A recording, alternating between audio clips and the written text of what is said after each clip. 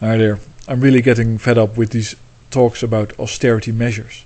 There's just mindless dumb nuts that are talking about the fact that austerity, of course, makes sure that you get your deficit, your government deficit down, and all that bullshit. Really, how can you talk about these things if you don't talk about where or what the amounts of money are that you're actually dealing with? If you don't really know, if you don't really care, if you don't care whether banks are making up all kinds of transactions and doing moves behind your back or in dark pools or in shadow banking systems or using CDOs, CDSs, fast and flash money. If you don't care about that, how can you talk about how much money there is? You don't know. It's complete bullshit. And it's just such nonsense that you basically, the situation is there's a couple of guys on the lifeboat and they have limited supplies. And they're all looking they see some speck on the horizon. They think it's going to be wealth or they're going to be some kind of rescue. And they're all looking at it the whole day. They're trying to get along with what they have and rationing. But one of them, when every now and then drops outside the boat, pretending to go try to catch a fish, but he actually swims to a huge, cruise ship that is right behind the boat, where the three guys are sitting looking at the speck at the horizon. And it's a big party boat. They have everything. It's called Dubai or it's called Abu Dhabi or whatever it's called. And that's where the shadow banking system concentrates all its money and basically celebrates how stupid other people are to accept, to be completely mesmerized by a suit and a tie and a fancy building, which of course everything is bought with debt. Everything is bought, every money, every dollar and every euro is made with the promise to repay it. That's how it's made. And you give your assets in return for that promise. So let's say I'll make a piece of paper, let's say that I'll work 10 years to earn real euros in the real society to make up what I give you now, which is €1,000 bill. Now, normally that wouldn't work because you don't trust me that I will actually work and repay that money because it's a loan. But that's what banks do. They give you this piece of paper and then they fuck up. They disappear. And, well, you've already done what you've done.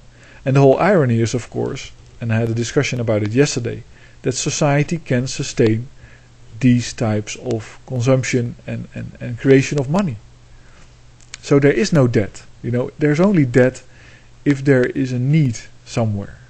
There's only debt. If you borrow somebody's car, then he needs his car. You usually. So there's a debt there. You have to give the car back because otherwise you're destroying this person's life, this person's habits or whatever.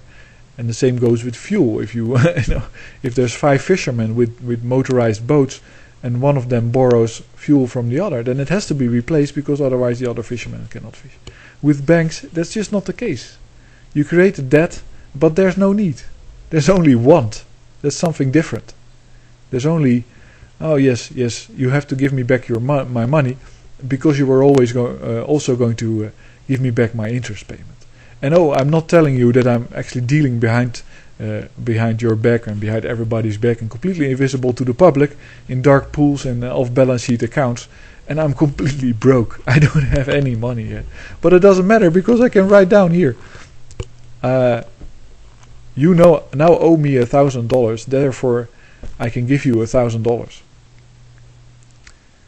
If you don't puncture the myth and the fact that these people are assholes, and there was a very nice news item which is completely in line with they arrested a Dutch guy who did parking meters, and they were the traditional cash parking meters, and they arrested him for stealing €120,000 or something in the course of 10 years. But that's not a new story. It's actually an old story. It is a new story, but the whole principle is an old story.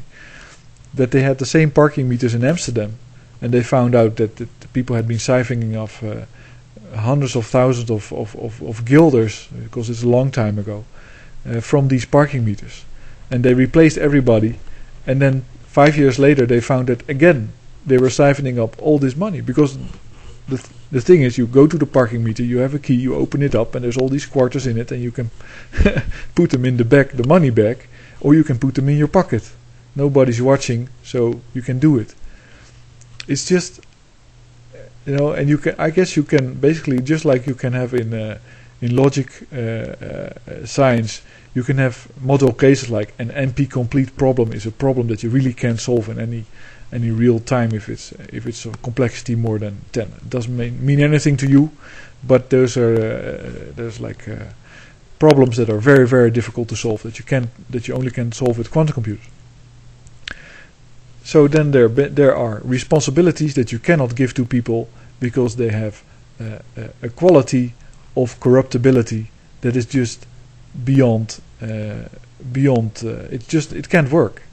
It's like when you give somebody to sell ice cream on the beach, and you basically, you're the supplier of the ice cream.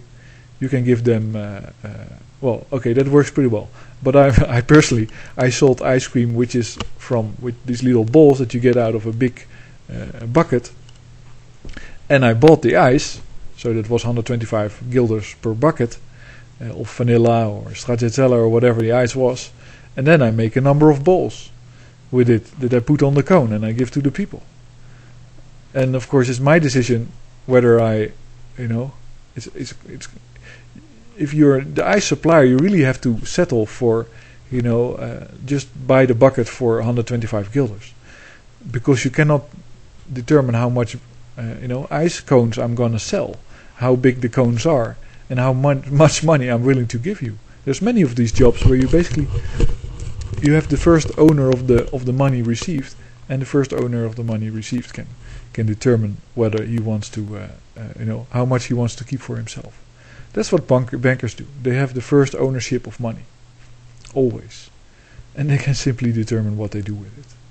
And you can really talk about. You can be a very nice politician and believe in your own bank account and your own mortgage and whatever it is, and not understand anything about it, and still, be in favor for austerity measures. Well, that just blows my mind completely. Just makes me completely bonkers. I don't know how to deal with it. I get sick of it. But thanks for listening.